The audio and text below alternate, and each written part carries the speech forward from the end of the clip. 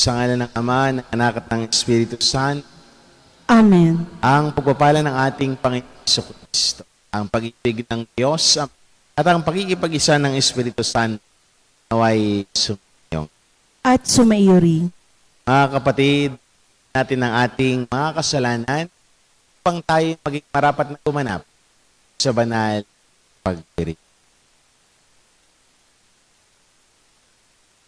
Inaamin ko sa makapangyarihang Diyos At sa inyong mga kapatid, nalubha akong nagkasala sa isip, sa salita at sa gawa, at sa aking pagkukulang, kaya isinasamo ko sa mahal na Birheng Maria, sa lahat ng mga anghel at mga banal, at sa inyong mga kapatid, na ako'y ipanalangin sa Panginoong ating Diyos. Kawaan tayo ng makapangyarihang Diyos. Patawarin tayo sa ating mga kasalanan at patnubayan tayo sa buhay na walang hanggan. Amen. Panginoon, kaawaan kami. Panginoon, kaawaan mo kami. Kristo, kaawaan. Kristo, kaawaan mo kami. Panginoon, kaawaan.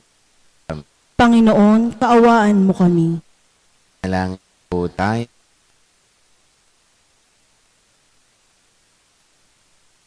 Ama naming makapangyarihan, hindi ikinahihiya ng iyong anak na makituloy sa bahay ni Santa Marta. Bilang tugon sa kanyang pagdalangin, mapaglingkuran nawa namin si Kristo sa katauhan ng kapwa upang mapatuloy mo kami sa iyong tahanan sa kalangitan. Sa pamamagitan ng Kristo kasama ng Espiritu Santo, magpasawalang hanggan. Amen.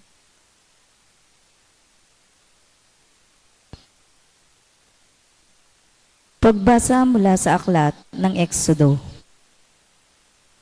Noong mga araw na iyon, dumating si Moises at sinabi niya sa mga Israelita, ang lahat ng iniutos ng Panginoon. Ang mga ito na may parang iisang taong sumagot, lahat ng iniuutos ng Panginoon ay susundin namin. Isinulat ni Moises ang lahat ng utos ng Panginoon. Kinabukasan, maagang-maaga siyang nagtayo ng altar sa paanan ng bundok. Nagtayo rin siya ng 12 bato na kumakatawan sa 12 lipi ni Israel. Pagkatapos, inutusan niya ang ilang kabataang lalaki na magdala sa altar ng mga handog na susunugin. Sila rin ang inutusan niyang pumatay ng mga hayop na gagamiting handog sa pakikipagtipan sa Panginoon. Ang kalahati ng dugo ng pinatay na hayop ay inilagay niya sa malalaking mangkok at ang kalahati ibinuhos niya sa altar. Kinuha niya ang aklat ng tipan at binasa ng malakas. Sabay-sabay namang tumugon ang mga Israelita. Susundin namin ang lahat ng utos ng Panginoon. Pagkatapos, kinuha ni Moises ang mga mangkok ng dugo at winisikan ang mga tao. Sinabi niya, ang dugong ito ang siyang katibayan ng pakikipagtipang ginawa sa inyo ng Panginoon sa pagbibigay sa inyo ng kautosang ito. Ang salita ng Diyos. Salmong tugunan. Sa Diyos tayo ay maghandog, pasalamat na malugod. Sa Diyos tayo ay maghandog, pasalamat na malugod.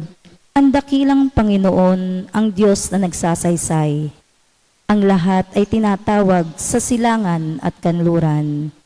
Magmula sa dakong Siyon, ang lungsod ng kagandahan. Makikita siya roong nagniningning kung pagmasdan. Sa Diyos tayo ay maghandog, pasalamat na malugod. Ang lahat ng matatapat na lingkod ko ay tipunin.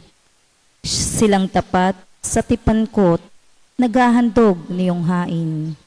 Ang buong kalangitay naghahayag ang Diyos.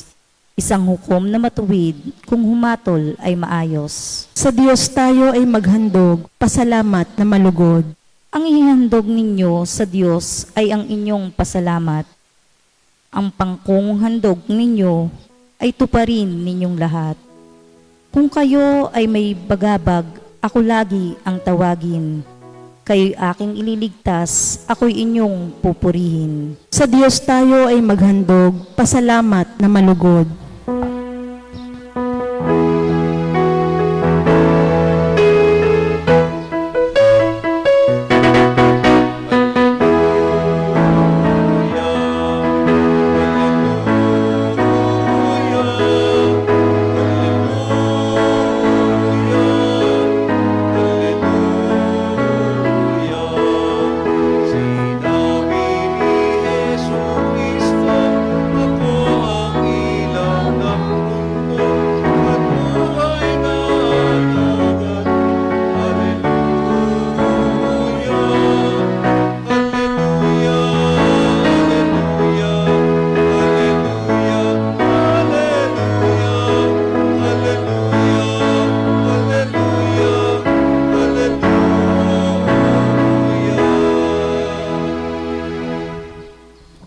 Sumainyo ang Panginoon. At sumaiyo rin. Ang mabuting balita ng Panginoon ayon kay San Juan. Papuri sa iyo, Panginoon. Noong panahong iyon, marami sa mga Hudyo ang dumalaw kina Marta at Maria upang sila'y aliwin. Nang marinig ni Marta na dumarating si Jesus, sinalubong niya ito. Ngunit si Maria ay naiwan na sa bahay. Sinabi ni Marta, Panginoon, kung kayo po'y narito, hindi sana namatay ang aking kapatid. Ngunit nalalaman kong kahit ngayon ibibigay sa inyo ng Diyos ang anumang hingin ninyo sa Kanya. Muling mabubuhay ang iyong kapatid. Wika ni Jesus. Sumagot si Marta, nalalaman ko pong siya ay mabubuhay uli sa huling araw, sa muling pagkabuhay. Sinabi naman ni Jesus, ako ang muling pagkabuhay at ang buhay. Ang nanalig sa akin, kahit mamamatay ay muling mabubuhay. At sino mang nabubuhay at nananalig sa akin, kahit mamatay ay mabubuhay kailanman.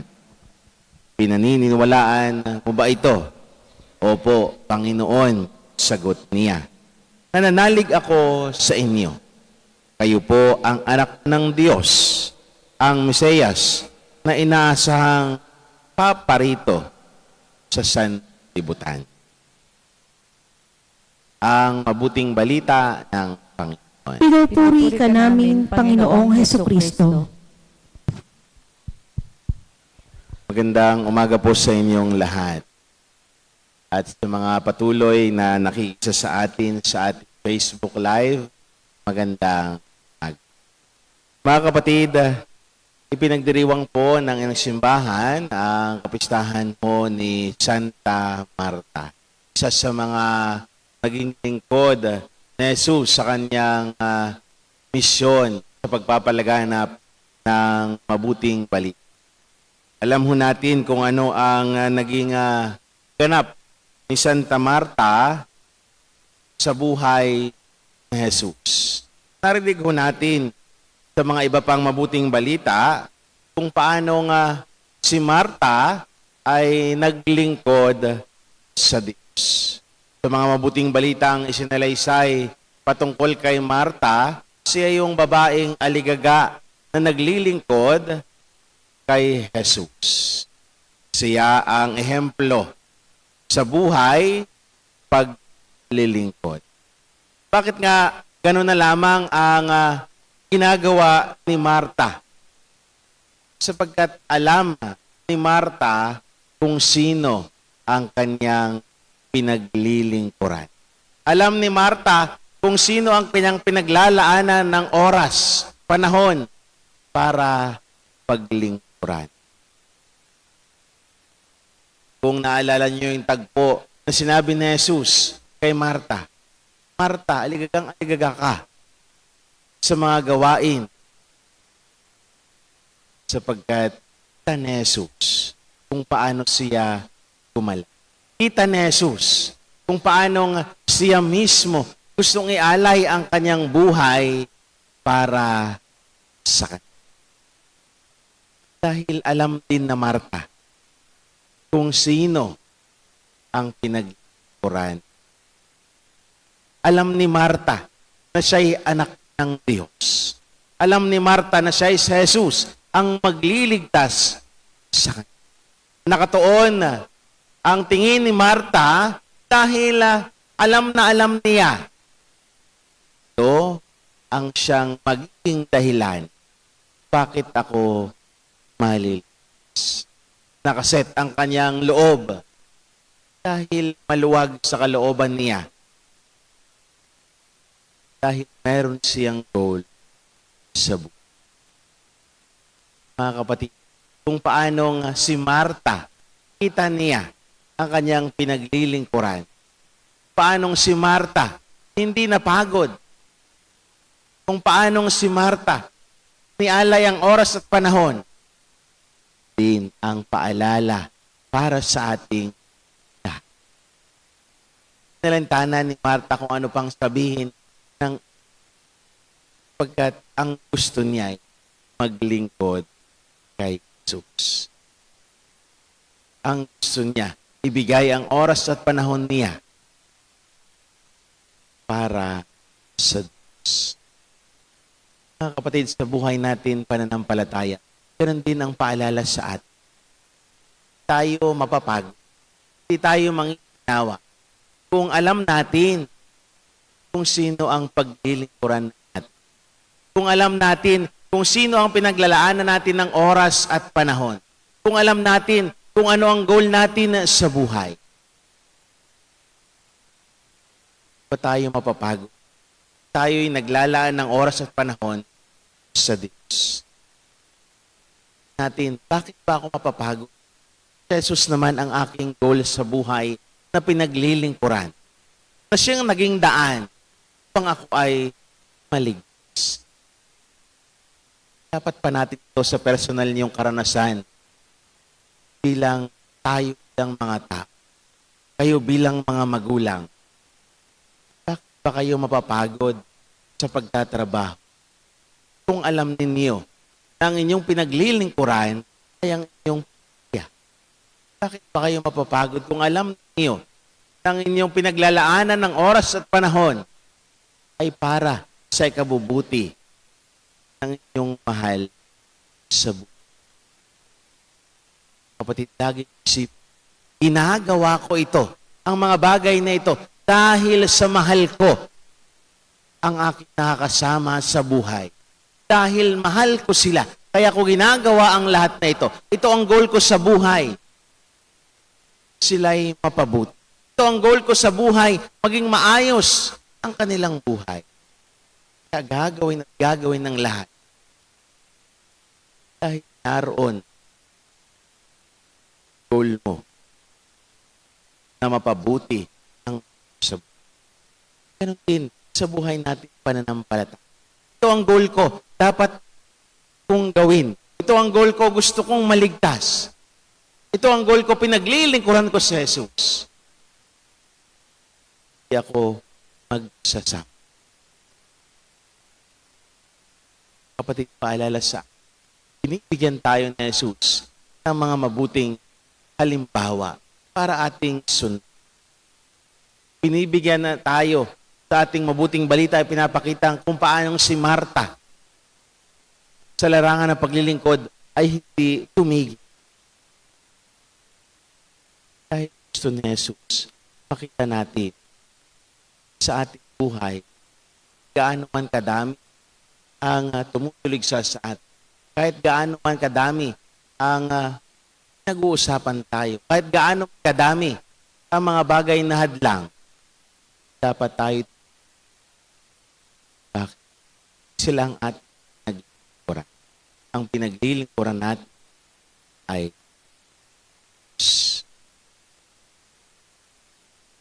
narinawa, mga kapatid, sa katauhan, Marta, makita natin sa ating kung sino nga ba ang ating nagpura. Pakita natin sa ating buhay, nga ba ang goal natin? makita natin sa ating buhay, sino nga ba ang tunay na magmamahal sa akin? Sino nga ba ang tunay kong dapat na mahal?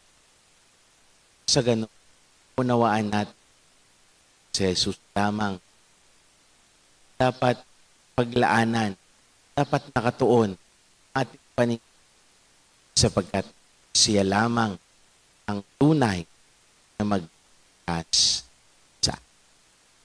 Isang magandang umaga sa inyo. Sa kapistahang ito ni Santa Marta, alalahan natin ang mga taong naglilingkod sa atin araw-araw. At hilingin natin sa Diyos na ipagkaloob sa kanila ang mga pagpapala at biyayang nais nilang makamit. Panginoon, dinggin mo ang aming panalangin. Panginoon, dinggin mo ang aming panalangin.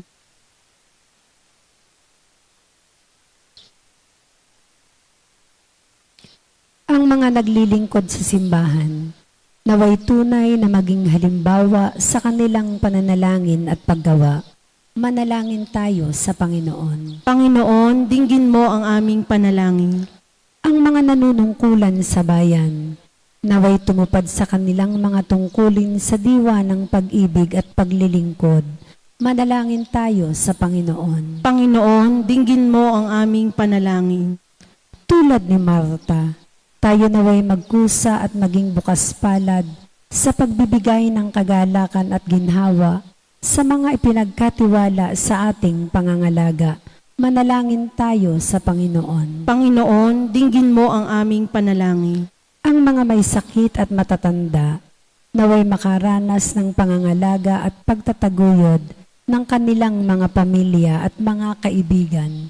Manalangin tayo sa Panginoon. Panginoon, dinggin mo ang aming panalangin.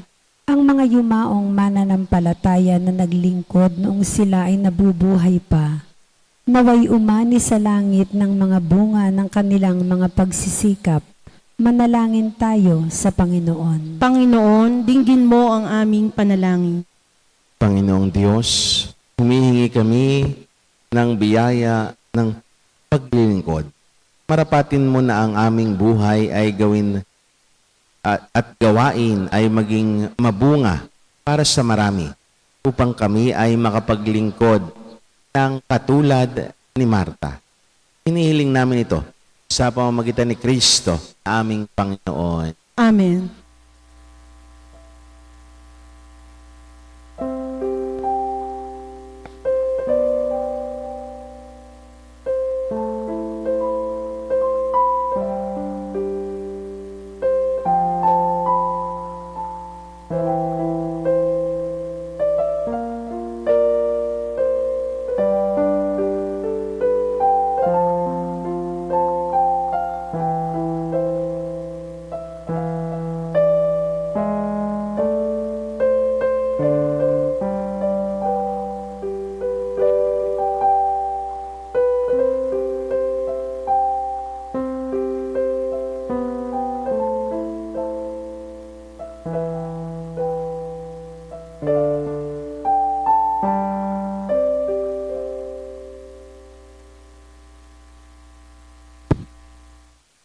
Manalangin kayo mga kapatid upang paghahain natin ang kalugdan ng Diyos, amang makapangyari. Tanggapin nawa ng Panginoon itong paghahain sa iyong mga kamay, sa kapurihan niya at karangalan, sa ating kapakinabangan at sa buong sambayanan niyang banal. Ama naming lumikha, dinarakila ka namin ngayong si Santa Marta ay ginugunita upang gaya ng hain niyang pag-ibig na iyong ikinalulugod. Pangindapatin mo rin ang handog naming paglilingkod sa pamamagitan ni Jesucristo kasama ng Espiritu Santo magpasawalang hanggan. Amen. Sumainyo ang Panginoon. At sumaiyo rin. Itaas sa Diyos ang inyong puso at diwa. Itinaas na namin sa Panginoon. Pasalamatan natin ang Panginoon na ating Diyos. Marapat na siya ay pasalamatan. Ama naming mga pangyarihan, tunay nga marapat na ikaw ay aming pasalamatan. Ang pagpaparangal sa iyong kabutihay, lagi mong pinag-aalingaw-ngaw sa iyong sambayanan. sa pagkakaroon ng mga kaanib na masahan at tapat tulad mo sa pananagutan upang magbunga ang punyagi ng iyong anak na sa iyong pag-ibig kami matulad. Ang mga banal na tao'y tumutulong sa lahat sa pagbibigay halimbawa at pananalangin wagas. Kaya kaysa ng mga anghel na nagsisiawit ng papuri sa iyo ang walang humpay sa kalangitan, kami nagbubunyi sa iyo kadakilaan. Santo, Santo, Santo Panginoong Diyos ng mga hukbo, napupuno ang langit at lupa ng kadakilaan mo.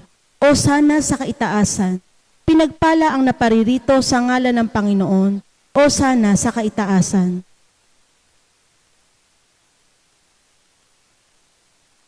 Ama naming banal, ikaw ang bukal ng kabanal. At sa pamamagitan ng iyong Espiritu, gawin mong banal ang mga kaloob na ito upang para sa amin maging katawan at dugo ng aming Panginoong Heso Kristo. Bago niya pinagtiis ang kusang loob na maging handog, hinawakan niya ang tinapay, pinasalamatan kaniya. Pinaghati-hati niya iyon iniabot sa kanyang mga alagad at sinabi, tanggapin ninyong lahat ito at kanin. Ito ang aking katawan na ihahandog para sa inyo.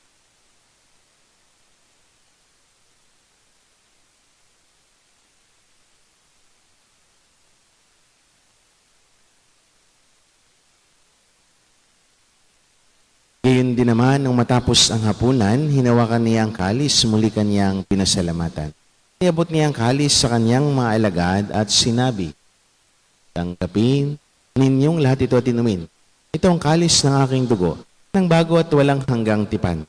Ang aking dugo ay ibubuhos para sa inyo at para sa lahat, sa ikapagpatawad ng mga kasalanan. Gawin niyo ito sa pag-alaala.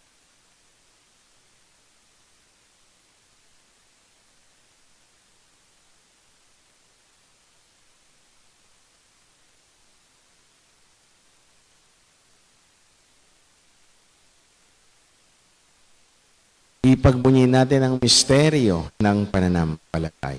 Si Kristo'y namatay, si Kristo'y nabuhay, si Kristo'y babalik sa wakas ng panahon. Ama, ginagawa namin ngayon ang pag-alaala sa pagkamatay at muling pagkabuhay ng iyong anak. Kaya tiniaalay namin sa iyo ang tinapay na nagbibigay buhay at ang kalis na nagkakalob ng kaligtasan. Kami, nagpapasalamat dahil kami yung minarapat at tumayo sa harap mo para maglingkod sa iyo. Isinasamo namin kami magsalo-salo sa katawan at dugo ni Kristo ay mabuklod sa pagkakaisa sa pamamagitan ng Espiritu Santo. Ama, lingapin mo yung simbang laganap sa buong daigdig. Puspusin mo kami sa pag-ibig kaysa ni Francisco naming Papa, ni Gilbert naming Arsobispo at ng Tanang Kaparian.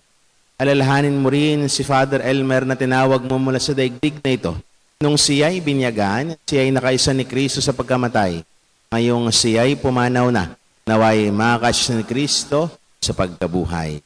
Alalahanin mo rin ang mga kapatid naming nahimlay na may pag-asang sila'y muling mabubuhay, gayon din ang lahat ng mga pumanaw.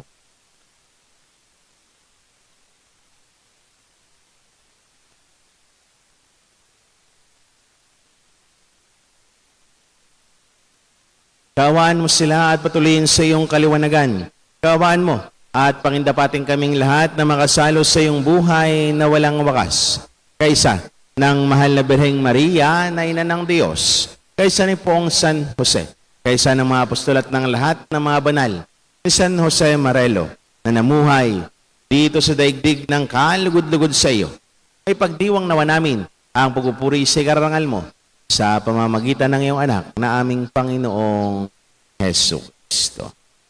Sa pamamagitan ni Kristo, kasama niya at sa Kanya, ang lahat ng parangal at papuri sa iyo, Diyos amang makapangyarihan, kasama ng Espiritu Santo, magpasawalang hanggan.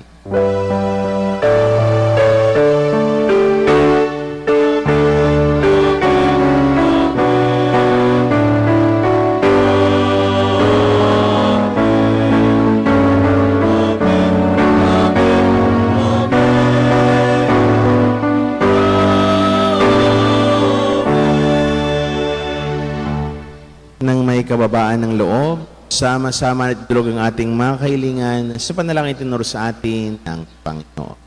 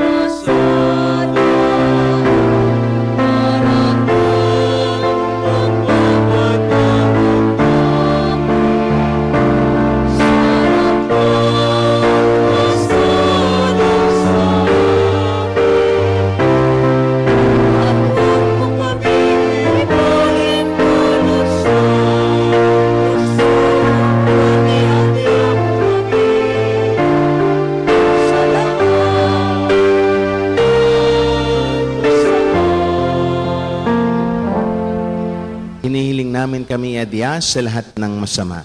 Pagkalooban ng kapayapaan araw-araw, iligtas sa kasalanan tilayo sa lahat ng kapahamakan. Samantalang aming pinanabikan ang dakilang araw ng pagpapahayag ng tagapagligtas namin si Hesus Kristo. Sapagkat iyo ang kaharian at ang kapangyarihan at ang kapurihan magpakailanman. Amen. Panginoong Hesus Kristo, sinabi mo sa iyong mga apostol, kapayapaan ang iniiwan ko sa inyo. Ang aking kapayapaan ang ibinibigay ko sa inyo. Tunghayan mo ang aming pananampalataya at huwag naman ang aming maraming pagkakasala.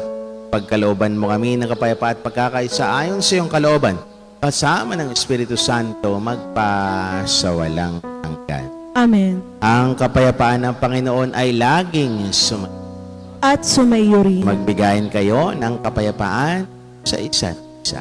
Peace be with you po. Kordero ng Diyos na nag-aalis ng mga kasalanan ng sanlibutan, maawa ka sa amin. Kordero ng Diyos na nag-aalis ng mga kasalanan ng sanlibutan, maawa ka sa amin. Kordero ng Diyos na nag-aalis ng mga kasalanan ng sanlibutan, ipagkaloob mo sa amin ang kapayapaan.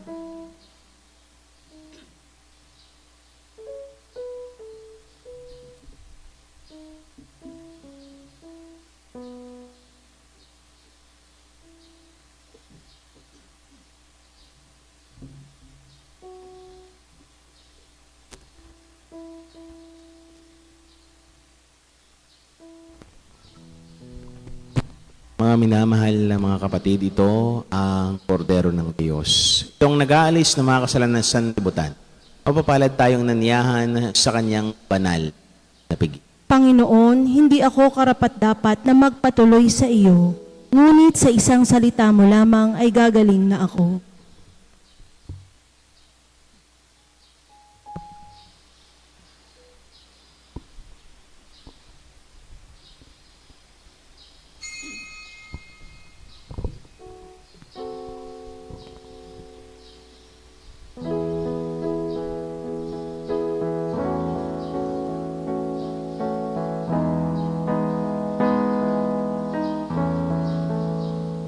Sa aking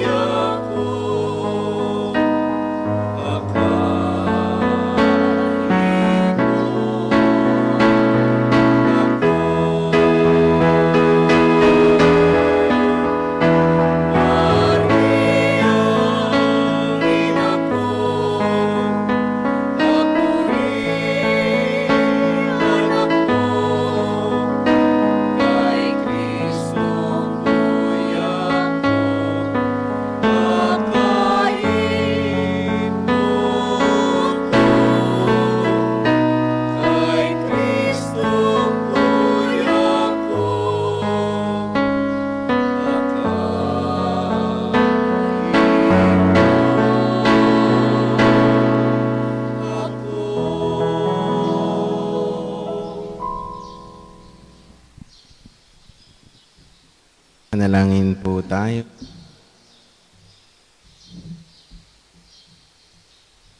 Ama naming mapagmahal, pakundangan sa katawan at dugo ni Kristo na aming tinanggap. Huwag mo ipahintulot na kami sa kasamaan masadlak. Sa halip, pakundangan kay Santa Martang Uliran. Unlad nawa kami sa pag-ibig na wagas araw-araw at makaharap nawa kami sa iyo sa langit kailanman. Sa pamamagitan ng Jesucristo kasama ng Espiritu Santo magpasawalang. Amen. Sumainyo ang Panginoon At sumaiyo rin. at pagpalain kayo ng maawain mapagmahal at makapangyarihang Diyos. Sa ngalan ng Ama, Anak at ng Espiritu Santo, Amen. ang banal na misa ay naialay na. May kayong taglayang kapayapaan at pag-ibig ng Diyos. Salamat sa Diyos.